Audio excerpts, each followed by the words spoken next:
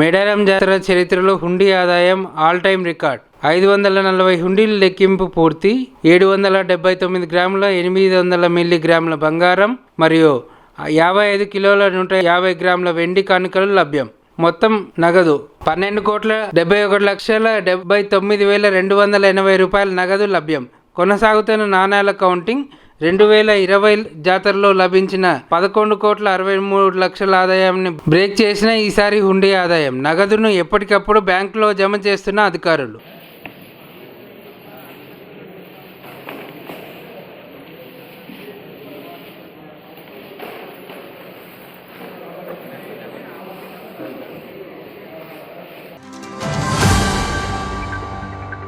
నాకు 2019లో కేసీఆర్ ఎంపీగా అవకాశం కల్పించారు. మళ్ళీ నన్ను ఇప్పుడు మహబూబ్ నగర్ జిల్లా అభ్యర్థిగా ప్రకటించారు. మా బీఆర్ఎస్ ప్రభుత్వం చేసిన సంక్షేమ కార్యక్రమాలు నన్ను ఎంపీగా గెలిపిస్తాయని కాంగ్రెస్ ప్రభుత్వం హామీలు అమలు చేయడంలో విఫలం అయ్యింది. 3 నెలల్లోనే కాంగ్రెస్ ప్రభుత్వంపై వ్యతిరేకత స్టార్ట్ అయ్యింది. మా కుటుంబాన్ని మళ్ళీ ఎంపీ టికెట్ ఇచ్చినందుకు కేసీఆర్ కు కృతజ్ఞతలు. మహబూబ్ నగర్ లోక్సభ ఎన్నికల్లో బీఆర్ఎస్ పార్టీ గెలుస్తుంది.